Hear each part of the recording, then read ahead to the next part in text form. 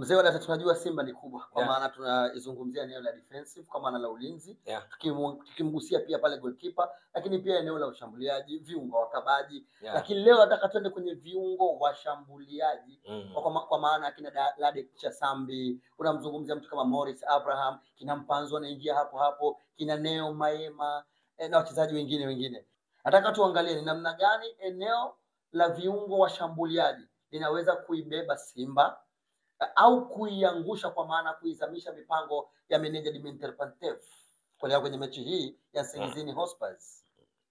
Hakika umeuliza swali zuri kwa sababu kocha Dimitar Pantev, lakini Simba kwa ujumla kwenye mechi zake kwenye kushambulia huwa inategemea sana ufanisi katika eneo la viungo wa ushambuliaji, kwa sababu hata alipokuwa Fadu Davids, hata kabla ya Fadu Davids, Simba mara nyingi mfumo wao wa kucheza baada ya golikipa kunakuwa na walinzi wanne, viungo wawili wa ukabaji, viungo watatu wa ushambuliaji na mshambuliaji kinara mmoja.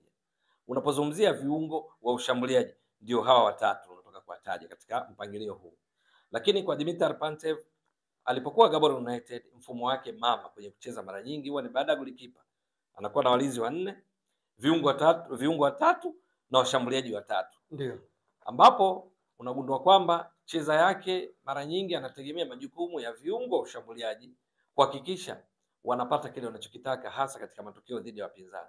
Ni mfumo ambao unanyumbulika pia kuja katika 4-2-3-1, 4-4-2, lakini mwisho wa siku wale viungo wa ushambuliaji ndio kila kitu katika kuiwezesha timu kupata matokeo.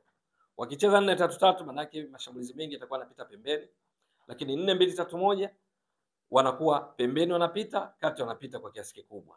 Alimradi tu wanapokwenda kushambulia wanakuwa ina idadi kubwa ya wachezaji, support kubwa ikitokana na kile wanachokifanya viungo wa ushambuliaji. Majukumu yao ni yapi? Majukumu yao kwa kiasi kikubwa ni ubunifu. Unajua mpira tunapoanzia kwa kipa katika mfumo huu, iwe 4-2-3-1, 4-3-3, lakini kwenye kucheza mara nyingi huanza kwa mabeki. Mabeki ndio wanafanya tunasema ile kwenye kuanza build up, ujenzi wa shambulizi. Alafu unaenda kwenye eneo la progression, ambapo hapo unakuta viungo wa ukabaji wanafanya hiyo kazi ya kupitisha mpira kwenda kwa viungo wa ushambuliaji ili kufika kwenye eneo la finishing kwa wamaliziaji ambao ni mshambuliaji. Sasa wa viungo wa ushambuliaji kazi yao kubwa ni pamoja na ubunifu. Hapa panahusisha mchezaji anayecheza nyuma ya mshambuliaji kinara, anakuwa kama namba 10 kama namba 8. Ndio. Unazungumzia kiungo wa ushambuliaji anatokea pembeni kulia, wakati wengine tunasema winga, kiungo wa pembeni kushoto, ambao wanapokwenda kushambulia wao mara nyingi huwa wanaingia ndani, na hivyo kuwafanya walinzi wao wa pembeni, beki 2, beki 3, nao wanakuwa miongoni mwa viungo wa ushambuliaji, wanakwenda kuongeza idadi. Hakika ndivyo ambavyo wanapaswa kucheza. Lakini sasa jukumu la hao kutoka kuwataja ni muhimu sana, kwa sababu ni wao ambao huwa wanafanya zile pilika amsha za kutengeneza fursa ili mshambuliaji kinara aweze kuweka mpira wavuni. Ni wao ndio ambao timu inaposhambuliwa wanalazimika kwenda kuungana na viungo ukabaji na walinzi wao kuhakikisha wanaongeza idadi sahihi katika kuhakikisha hawapatiwi mashambulizi hatarisha kufika langoni wao.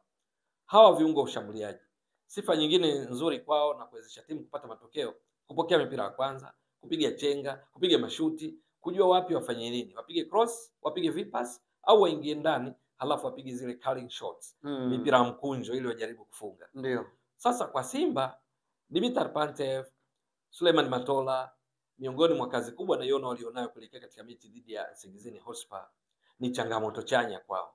Yaani kwa maana kwamba kwenye hilo eneo Simba wamewaletea rasilimali watu ya kutosha mno, kiasi ya kwamba kama wote wanakuwa kwenye kiwango chao bora, unajua ndio pale changamoto inakuja ile wanaopenda makocha kwamba nani aanze, nani asubiri nje, nani asicheze kabisa. Ni changamoto inayopendwa. Makocha wanapenda changamoto hii. Yaani katika changamoto makocha wanazipenda ni ile ya kuwa na wachezaji zaidi ya mmoja kwenye nafasi moja wenye ubora wa hali ya juu. Sababu ukiwa na wawili mmoja hana ubora ni rahisi kuchagua. Sio changamoto hii. Ndio, hakika. Sababu unalala unaamka unajua anacheza Tuntu.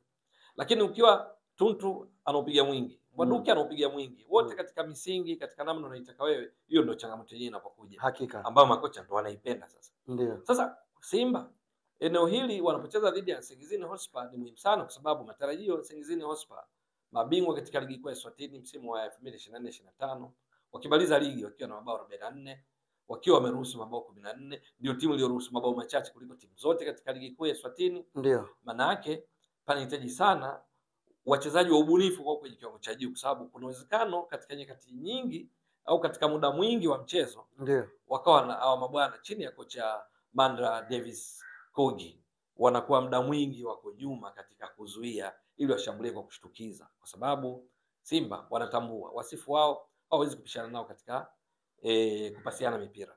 Wanajua namna bora ni kuzuia sana alafu kushambulia kwa kushtukiza, kwa sababu michuano ya CAF unacheza mpira wa malengo. Unapocheza na mtu ambaye unaona amekuzidi, uanze zile hoja zile za kishabiki kwamba wana miguu miwili, sisi tuna miguu miwili. Ndio. Wao kwa 11 sisi tuko 11. Ndio. Hasha. Inabidi uwe na mpango mkakati wa kuwezesha kupata matokeo. Kumbuka, Nsingizini wanacheza kwao, watahitaji washinde. Na ikibidi wasiruhusu bao, basi walau watapate bila bila, ili kwenye mechi ya marudiano wasake hata sare ya mabao wasonge mbele. Maana kuna kanuni ya CAF michuano yake, bao la ugenini kwenye mtano lina nafasi. Lakini ili hilo lisitokee, lazima watakuwa wanazuia sana. Wakizuia sana, wanahitaji viungo wa ushambuliaji watekeleze wajibu wao vyema, ule ubunifu wao, ile talanta, vipaji walivyopewa na Mungu katika kufanya nyakati ngumu kuwa rahisi. Ndio. Kwenye kudribble mipira, kupiga free kicks, mipira ya kutenga, utoaji wa pasi zinazopenya, zinazovuka juu ya mabeki wa timu pinzani, ni muhimu sana katika kuwapa Simba matokeo. Changamoto iko vipi? Hilo eneo lolitaji lina nyota wengi, alafu ambao wameshathibitisha ubora katika maeneo mbalimbali ndani ya Simba na kwingineko, na ndio maana wakasajiliwa tena kwa ajili ya msimu huu. Ndio maana kwenye mechi dhidi ya Nsingizini Hotspur ambayo Simba wanahitaji kuwa na matokeo bora katika mechi zote mbili ili waende hatua ya makundi, wanahitaji sana ufanisi wa viungo wa ushambuliaji. Ndio. Hapa ndipo unamkuta Morris Abraham ambaye ameonyesha kiwango bora sana katika kila mechi aliyopata nafasi ya kucheza. Ndio. Miguso yake ya mpira, namna anavyopiga chenga, umahiri wa kufanya shinikizo kule kule juu bila kusubiri washambulio wao, anaanza kukabia kule kule juu. Ana kasi, ni muhimu sana katika mechi kama hii ambayo Nsingizini Hotspur wanatarajiwa wanazuia sana. Lakini ni unamtaja Kibu Denis Prosper. Ndio. Ana sifa hizi zinazotoka kuzieleza.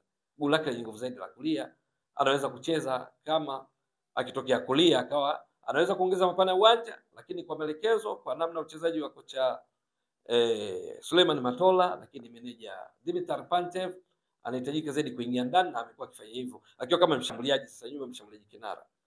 Kibu Denis Prosper ana uzoefu mkubwa ndani ya Simba, hasa michuano ya CAF. Ndio. Msimu uliomalizika 2024-2025 wakati Simba ikienda fainali ya kombe la shirikisho, miongoni mwa nyota walifanikisha hilo alikuwa ni pamoja na Kibu Denis Prosper. Yupo, lakini ni eneo hilo pia yupo mtoto maajabu anamuita. Inamaanisha Lada Kichasambi. Ana kasi, ana mashuti, yupo. Akiwa kwenye kiwango chake bora, manake anampa maswali meneja Dimitar Pantev na benchi lake la ufundi juu ya kumwanzisha. Lakini ni eneo hilo pia, kwa sababu nazungumzia haya maeneo ya kiungo cha ushambuliaji. Ndio. Wapo wanaotokea zaidi upande wa kulia, upande wa kushoto, katikati. Huwa kuna a lot of movement miongoni mwao, rotational movements, mmoja anakuja kushoto na kuja kulia na kuja kati.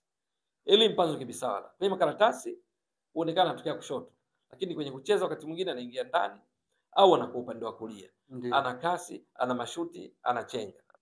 Ni muhimu akiwa kwenye kiwango chake bora, atawaumiza kichwa akina Dimitar Pantev juu ya kumwanzisha.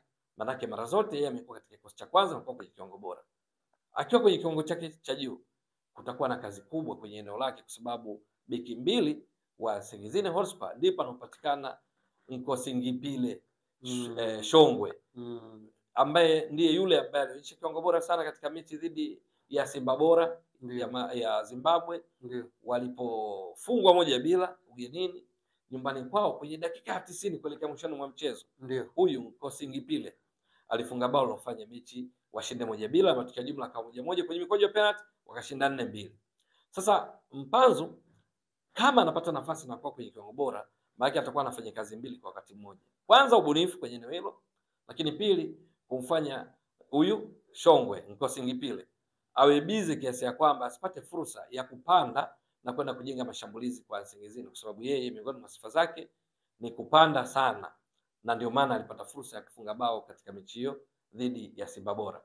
Lakini ukiondoa Mpanzu, ni eneo hilo pia anapatikana Jean Shaua, yeye hutokea zaidi eneo la kati, lakini yupo katika orodha hii. Mara zote amekuwa kwenye kiwango kizuri katika mechi hizi walizocheza dhidi ya Gaborone United, wakati ikifundishwa na Dimitar Pantev hivi karibuni. Wakishinda 1-0, yeye alikuwa miongoni mwa wanaocheza vizuri, lakini kwenye mechi ya marudiano walipotoka sare ya 1-1 kwa Mkapa, bao lile moja alifunga yeye kwa mkojo penalty. Ni mzuri wa kujua wapi pa kusimama, ndio maana huwa anakutwa na matukio ya kukosa mabao ya wazi, kwa sababu anajua pa kusimama. Akiongeza umakini wake katika kuweka mpira wavuni, atakuwa muhimu sana kuelekea mechi hii. Maana huyu kwenye nafasi anayocheza kama miongoni mwa washambuliaji, viungo washambuliaji watatu akitokea kati, amekuwa na kiwango bora katika kufunga, pia anapata nafasi. Ligi Kuu Tanzania Bara msimu uliomalizika alicheza kwa dakika 2000. Ndio. Aliongoza kupiga mashuti mengi kuliko wachezaji wote kwenye ligi kuu. Hakika. Mashuti zaidi ya 70. Ndio. Akapiga mashuti 42 yamelenga shabaha, akafunga mabao 16, assist 9, akachangia mabao 25 kati ya mabao 69 aliofunga Simba. Ndio. Hiyo mechi dhidi ya Gaborone United. Simba imefika hatua hii ni kwa sababu naye pia alichangia. Maana mechi ya 1-1 kwa Mkapa, ugenini walishinda 1-0, jumla wameshinda 2-1. Yupo kwenye kiwango bora. Lakini kuna Joshua Budo Mutale. Ndio. Mchezaji wa kimataifa wa Zambia. Hivi karibuni kila anapata nafasi amekuwa vizuri mno. Uwezo wake wa kupiga chenga, kuchana ngome ya upinzani ili kurahisisha mwendo kuelekea lango la upinzani, linamfanya Joshua Budo Mutale awe miongoni mwa right candidates. Wachezaji sahihi kupata nafasi ya kuanza. Ndio. Wakitekeleza mpango kazi wa mwalimu Dimitar Pantev, manake yeye ni miongoni mwao ambao akiwa kwenye kiwango bora anaweza kupata nafasi, na kiwango chake bora kitawezesha Simba kupata matokeo mazuri. Lakini eneo hilo pia anapatikana Neo Maema. Ndio. Huyu wakati akitoa Simba kwa ajili ya kuanzia msimu wa 2025-26 ametoka Mamelodi Sundowns. Kule akiwa na Mamelodi, mafanikio mengi ya Mamelodi yanafika mbali kwa ligi ya mabingwa, yeye yumo katika misimu takriban 4. Lakini kwenye ligi ya mabingwa Neo Maema amecheza mechi 20 kuonyesha namna gani mzoefu. Ndio. Sasa yeye akiwa kwenye kiwango chake bora ni mzuri sana pindi wanapokwenda kushambulia, kwa sababu uwezo wake wa kupiga chenga, kasi, kupiga mashuti unamfanya awe ni miongoni mwa wachezaji ambao kwenye nafasi akipata nafasi ni muhimu sana kufanikisha mipango ya Dimitar Pantev. Hapa hujamtaja Mohamed Bajabal ambaye yeye bado ana majeraha, sidhani kama anaweza kupata nafasi, ingawa ameshaanza kutrain. Ndio. Ameshaanza kucheza na wenzake. Wapo wachezaji kadhaa, lakini kwa sababu umeuliza eneo la viungo ushambuliaji, ni kweli uchezaji wa Simba ili kupata mabao, ili kupata matokeo unahitaji sana ufanisi wa watakaopata nafasi ya kuanza, kwa sababu kama mwalimu anapanga 4-2-3-1, watatu watakaoanza, maana yake kuna wengine watakosa nafasi. Kama anaanza kwa mfano Jashaua, anaanza kwa mfano Eli Mpanzu Kibisawala, Kibu Dennis Prosper, maana wengine unawataja hapo, Neo Maema hayupo hapo, unamtaja Joshua Budo Mutale hajaingia hapo. Ndio. Unamtaja Ladak Chasambi hapo hajaingia, Morris Abraham hajaingia. Ukimweka Morris Abraham, ambapo hivi karibuni Dimitar amekuwa akifanya hivyo, Morris Abraham, Mpanzu na Jashaua, maana yake Kibu hapo hajaingia, Ladak Chasambi hajaingia, Neo Maema hajaingia.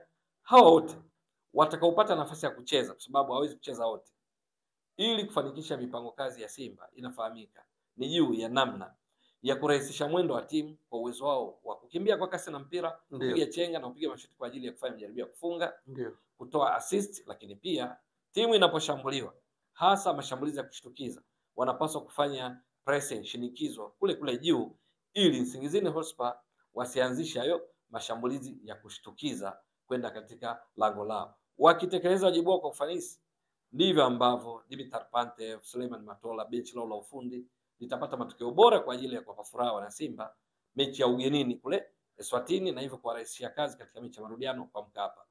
Wasipotekeleza vyema jukumu lao, ikiwa ni pamoja na uwezo wa kufanya wale wanapozuia kwa wingi kuweza kurahisisha huo mwendo, wasipotekeleza wajibu wa kurudi kuzuia pale panapostahili, wasipotekeleza jukumu la kufanya shinikizo kule juu, wanaweza wakaangusha mipango kazi ya Dimitar Pantev na benchi lake la ufundi, kwa sababu wanatumainiwa sana watekeleze hayo ili kuwapatia matokeo. Matumaini ni kwamba watafanya hivyo kwa ufanisi, kwa sababu wameshathibitisha hivyo katika misimu kadhaa huko nyuma, wakiwa katika maeneo mbalimbali, wengine wakiwa ndani ya hii Simba.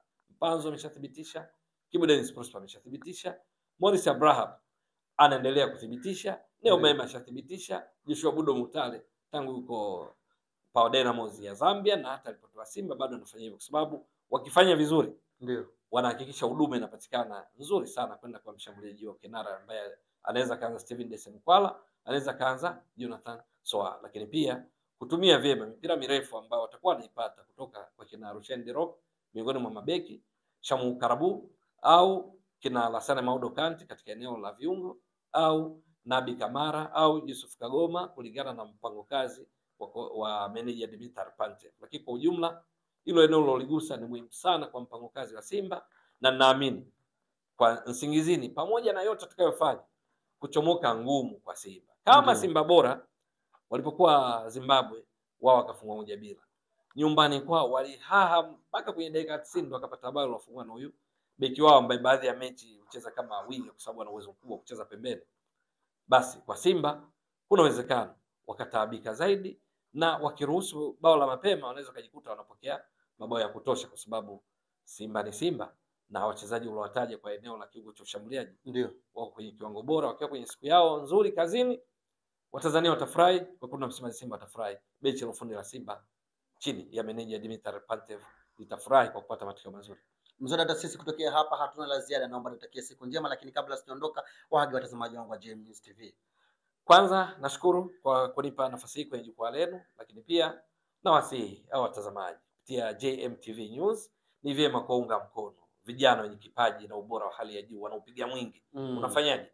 Ni kwa kusubscribe, kucomment na kulike pale panapostahili. Kata kwa maisha baba.